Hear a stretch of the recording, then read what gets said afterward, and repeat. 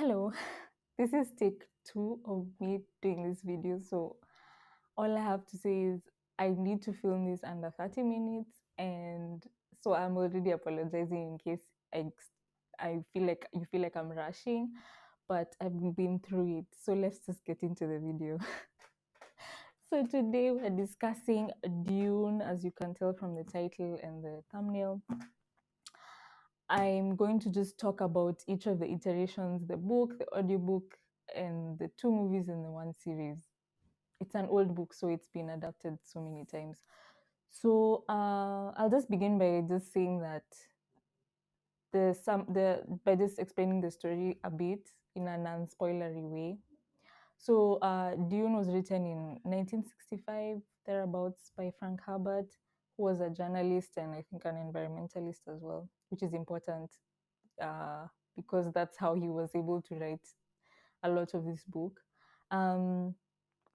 He It's a sci-fi book. It's like this best sci-fi book of all time. It's like Lord of the Rings, but for sci-fi, I guess. And it's been on my TBR for 10 years. The movie coming out this year finally pushed me to actually read it. It's a really long book. This is book 1 of like canonically, I think 6 that Frank Herbert wrote. And then his son and another author continued writing within the universe. So as you can see, it's really fat. It's like 600 plus pages, though my version has 577 pages. I don't know. Goodreads says it's 688 pages. It's long. That's all you need to know. So the story is about, it's technically in our timeline, but in the year 10,191. So, in other words, in the future. So basically, apparently at some point, humanity decided to stop making robots and like AI technology, like to no longer have to no longer create things that were so close to humans but were not humans. I can't remember the real reason, and I don't even know if it was described in this book or if I just read that somewhere else. But basically, no more robots. Instead, they use something called the spice to power their technologies. So the spice is just a spice-like substance found on this planet called Arrakis or Dune, and its name is also Dune because it's a desert planet. No rain, water is a very precious resource. And there are people who live there called the Fremen. They're the only ones who've been able to adapt enough to live in those harsh conditions. So basically, this universe is run like our past. So they are like great houses. So the 2 great houses that we're concerned with in the story are House Atreides, which are like the good guys, and House Harkonnen, which are like the bad guys. And then there's an emperor who rules the whole universe, I guess, and all the great houses. So instead of dukes being in charge of like a piece of land or an area of a country or whatever, they're in charge of whole planets. So House Atreides lives on Caladan, and House Harkonnen lives on Gedi Prime. And House Harkonnen has been in charge of Arrakis and extracting spice from there for the last 80 years. And since spice is such an important resource in this universe, they've made insane profits and they've been doing so for 80 years. But the story begins when the emperor gives House Atreides rule over Arrakis. So House Harkonnen leave and House Atreides come in.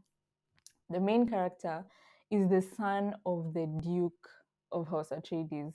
The Duke is called Leto, and his son, the main character, is called Paul. So Paul is like 15 when this thing starts, and he's a very serious person. Like, he's a very serious boy, even from the beginning, before the great things start happening to him. Like, he's always just very aware of his destiny, if I can put it that way. And so it's really shown in the way he carries himself and the things he does and doesn't do. He basically never acts like a 15-year-old boy, which is fine. It kind of works in the book. But watching the movies made me realize that, because some of the movies inserted some of that into his character. before things started happening, and he had all this responsibility. But yeah, basically that's where the story begins. And the first book is just about them going, how Atreides going to Arrakis and establishing themselves there and dealing with betrayals and plots and things, and befriending the Fremen. As I said, they're the ones who, they are the only people who are native to Arrakis, and they're basically like desert people, as they're called. And yeah, basically it's about how Paul entrenches himself with them. Let me just say it that way to avoid any spoilers. Um, so, as you can imagine, with the great houses and the emperor, it's a lot of court intrigue, technically, but just in a sci-fi setting. So it's court intrigue mixed with a lot of like world building, because like everything is new. So there's lots of names of people and things and blah blah blah. And I must say, I was really charmed. So just to start talking about the book and the audiobook. So how I read it is I read the physical book as I listened to the audiobook at the same time, and I was listening to the audiobook at 1.8 times speed.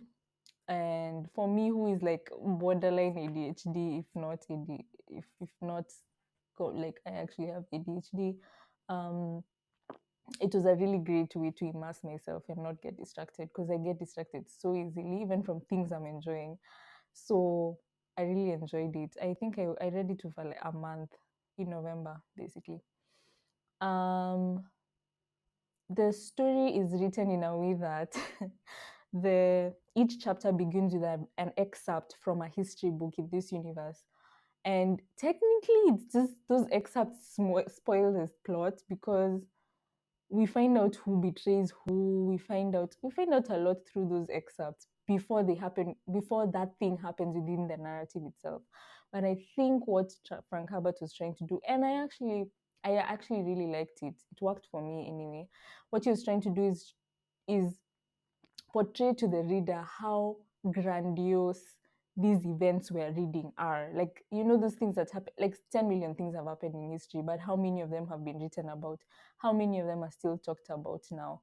It's almost like he's hinting to us, like he's building that format he chose is part of his world building. It's part of him trying to tell us this is huge. This is like the fulcrum of humanity. Like whatever happens here is a turning point and will be talked about for centuries and millennia to come.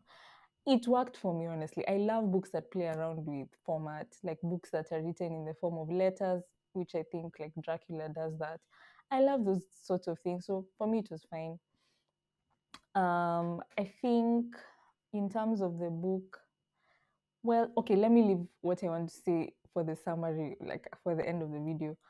Um, in this world, there are also like people called, they're like, because of the spice, when consumed by humans, gives humans powers, let me put it like that. And so there are like two races that have come about from humans consuming spice, and one of them is the Bene Gesserit. So the Bene Gesserit are like, just think of nuns, because they're women.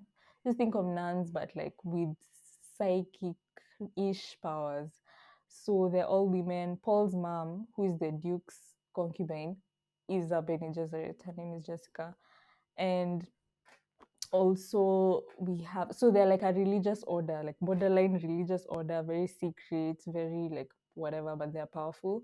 And then there's also the mentats, who are like human computers basically, and I think they're all men. But yeah, so each house always has a mentat, for example, because like they're used to strategize and blah blah blah. So I think I'll first talk about the 1984 movie. It was so bad. It was so bad because of the visual effects, mostly, but then also some directorial decisions. For example, the leader of House Harkonnen is called the Baron. People just call him the Baron, but I think his full name is Baron Vladimir Harkonnen. He's extremely fat and he can only move around through these suspension things, which when I was reading, I didn't know what this meant, but through watching all the series and movies, it means he floats, like by some contraption. He floats around, like he doesn't walk. Like he's too fat to walk, is what I understood. So he floats around. Remember, he's the leader of the evil house. So the 1994 version makes it extremely comical. This whole, like his whole character, the way he's written, I suppose just from how he looks already is ridiculous. So you can lean into the ridiculousness of it all. But he's also the evil guy, and there was a bit of like, no, he is the evil guy. So you can also lean into him being creepy. But then something that, I'll talk about all that in the end. Let me like get on my soapbox at the end. Let me just talk about my enjoyment levels for now. So yeah, I mean, it was the 84 movie is from it's 2 hours and 16 minutes, which is a long time for something that is ridiculous. But I don't know, I survived. I just survived. I think it was just one of those things where it's so bad that it's good, like you can't stop watching. So I finished it. Although at the end I was just like, what did I just watch? But one thing I can say is the Paul of the 1984 movies was my best Paul, believe it or not. I think he's the one who captured that seriousness I'm talking about the best, which is not anyone's fault. It's just the director's decision on how to portray each of the characters, because I don't believe in like the book is always the best thing. Movies can be better than books, or like I'm sure there are several examples, but it depends on how does it work. Like, does this choice the director took work? And yeah, that's a question that I always ask myself. But the Paul of the 1984 movie is the closest to the book. He's serious from the beginning, more or less. And also just how he looks, like how the actor looks, is the closest to how I imagine Paul in my head, which is very subjective. But he even matches the voice of the audiobook actor of Paul. So I think that's why I was just like vibing with his version of Paul the most. But the 1984 movie, don't even try. It came after Star Wars um, was made, and Star Wars is a huge turning point for Hollywood in terms of how they deal with visual effects. But I think it was still early days, so it's a lot of ridiculous CGI. No, there's not even CGI, just weird special effects things going on that kind of jar you out of the story. So you're just watching, and then some random things happen, and you're like, what's going on? Like, you can't even focus on the plot anymore. But yeah, I think it was a fine enough movie. That I don't recommend you watch it. So the next one is the 2000 series. So in 2000 they made a series where that has 3 episodes. So yeah, season 1 has 3 episodes, and they're split the way the book is section. The book is section. So the book is like book 1, book 2, book 3. As the story goes on, and that's how they portioned the series. Those 3 episodes, each is 1.5 hours. So like in total, it's like 4.5 hours. And to me, that was my favorite version, even over the 2021 version. I loved it. First of all, it's the one that sticks closest to the book, but that's not even why I like it. I just like the vibe.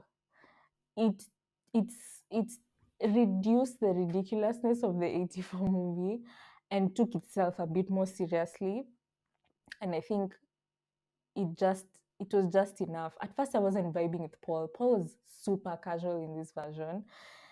In the beginning, like as I said, Paul was serious from the word go in the book. But this version, they made him a bit more like, just a 15-year-old boy staring at the maids, flirting, not wanting to do his duties, blah blah blah, chilling, and then destiny falls upon him, and then he has to be serious. So it's fine. I mean, it's fine because by episode 2, I was sold. Like, I was just watching, like, now, like, I was riveted. And a friend of mine was telling me I really need to watch this series, and now I understand. Like, it was actually really good. I would watch it again, and I might watch it again because they also had the same series adapted. Like, season 2 is adaptations of the second and third book of Dune. So yeah, when I read those two, I will definitely watch. I might even watch it from season 1 again, or I don't know. But I'm definitely eager to go back to it, for sure. I just liked all the decisions. But one thing I must say before I start talking about the 2021 film is that the way they did the women dirty in these films. Yo, as I mentioned, Paul's mother is a Bene Gesserit, and then there's also this Fremen woman Paul meets called Chani. These women are powerful. Like the Bene Gesserit, Jessica, she has all these like voice control powers. Like she can do something to her voice where she can control you, basically. And she has great powers of observation and all these things. Like she's a powerful woman.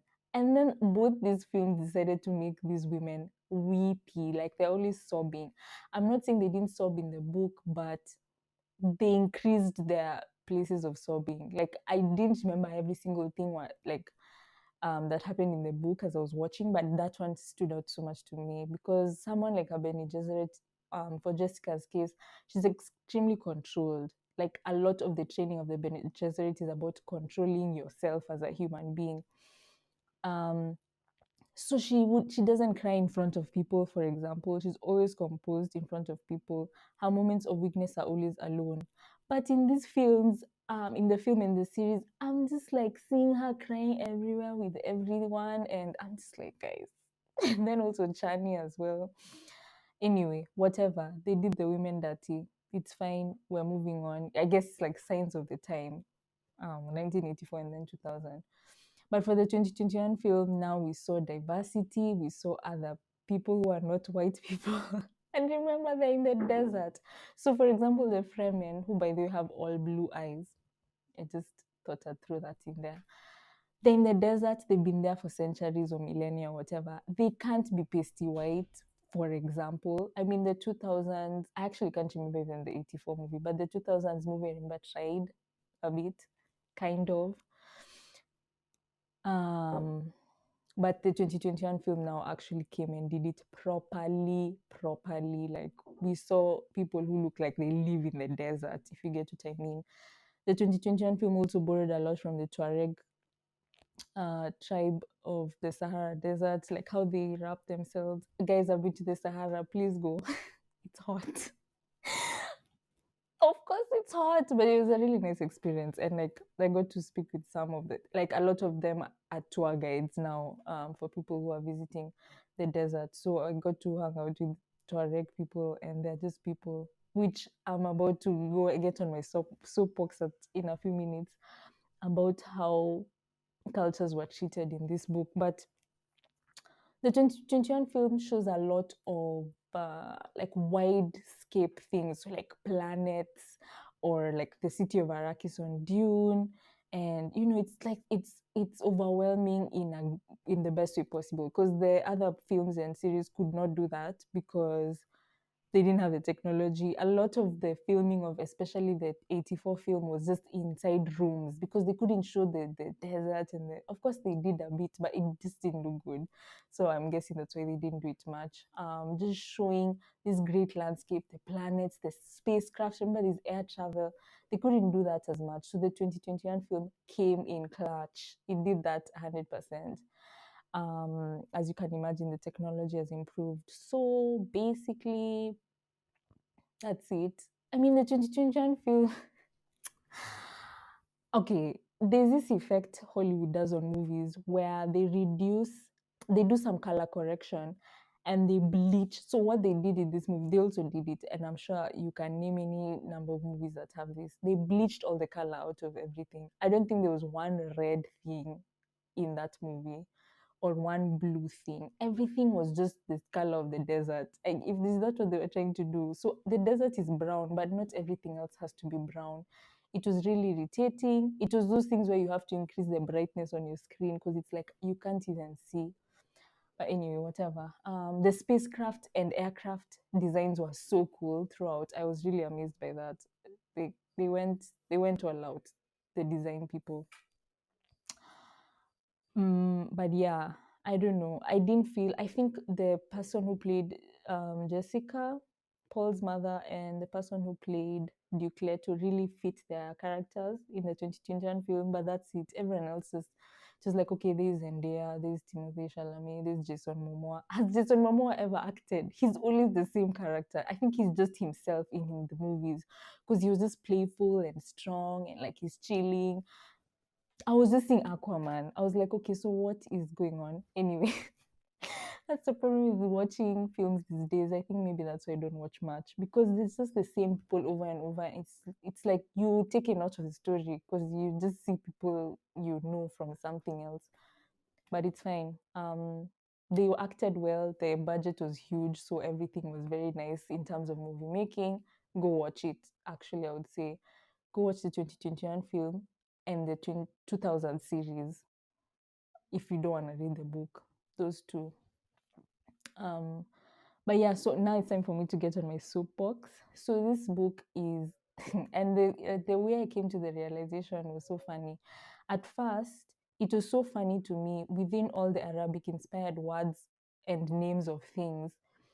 You have two main characters called Paul and Jessica, especially Jessica. It was so funny to me at some point. I was just laughing. Like each time I would see her name in the midst of all the other names, I'm just like, what's going on? Then it hit me. It's like someone falling in slow motion. It hit me like, oh wow, I see what you did there, Frank Herbert. So the reason I mentioned he was a journalist is because he probably traveled the world a lot, and therefore he drew so much from Arabic culture to write this thing. So a lot of the words and names are like probably bastardized Arabic, and the problem with that is the world like we live there's you can't write anything in a vacuum. Unfortunately, with the orientalism that happened in like the 20th century when white people like started colonizing all over, like, not even the 20th century, from like however many centuries ago they started interacting with Asian people. um, there's this thing where they portray Asian peoples as a whole. First of all, they reduce them to just one thing, and then they bastardize everything. So it's like I don't know. It's like they don't treat them like real people, and they do this with any culture that they come in contact with, because they did the same for Africans as well, and that's why I felt it like I felt it as if it was happening to my culture, and I may not be in the proper position to even say any of this, but I mean I feel like it's we are all suffering for it.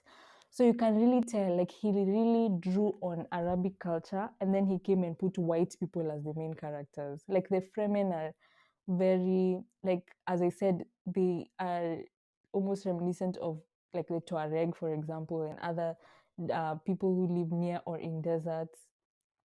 And it's just tiring. At some point, I was struggling with myself. Like, I've now seen this thing and I can't unsee it, but I want to finish reading it. And it's like I'm kind of enjoying the story, but this thing is bothering me. So it's just like, it's something I face all the time. As someone who is from a culture which has been twisted and twisted into something like whatever the world knows about Africa and Africans is hardly near the truth. Like there's almost no truth in that version of Africa than what actually exists.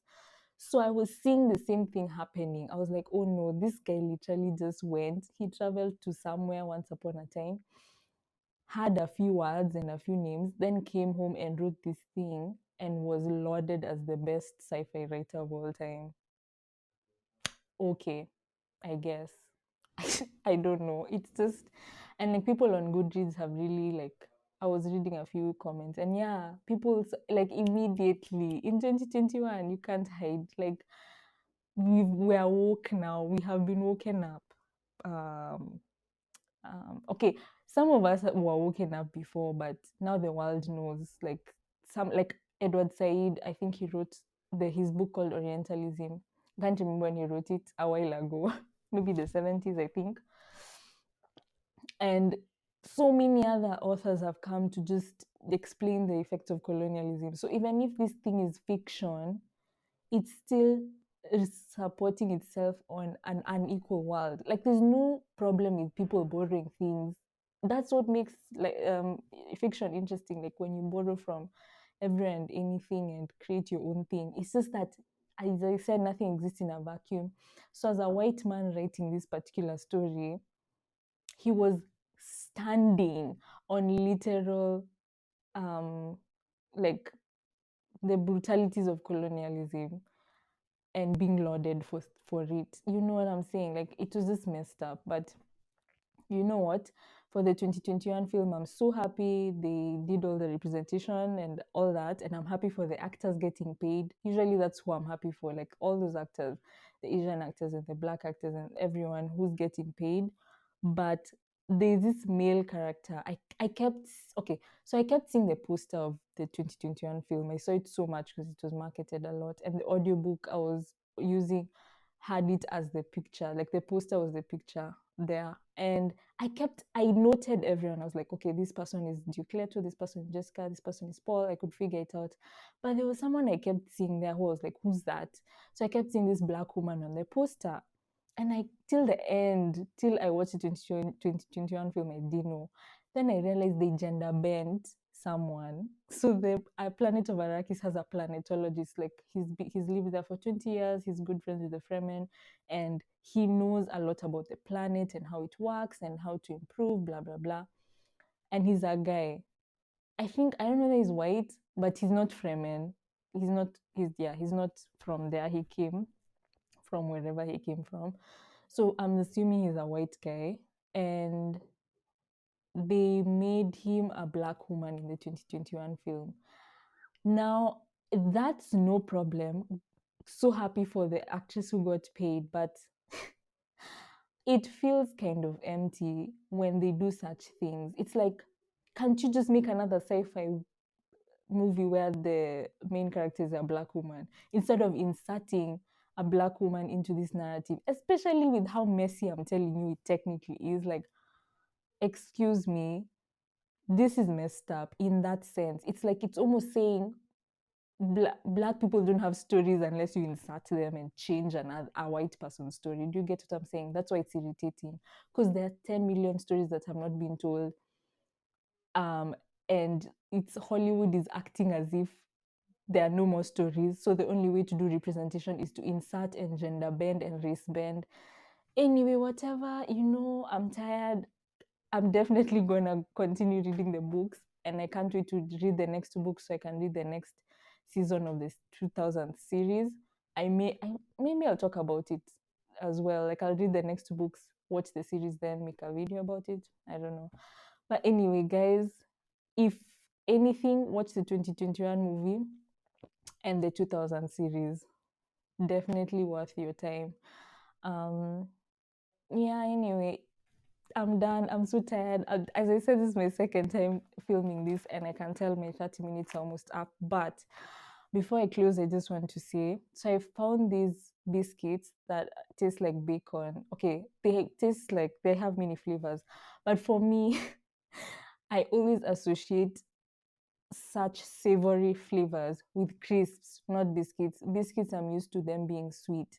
So it's like crisps, but then it's biscuits, and it just blew my mind. And this is them. I thought I didn't have any other packet, but I'm addicted. So of course I finished a packet yesterday, but of course I have another one. So to confuse people in the comments, like people who click on this video and don't reach this point, just write in the comments bacon biscuits. Let's be the cult of nonsense, guys. This is glorious. Imagine someone clicking on this video, and if you're like me, I immediately just go to the comments, and they go and they just see bacon biscuits, bacon biscuits.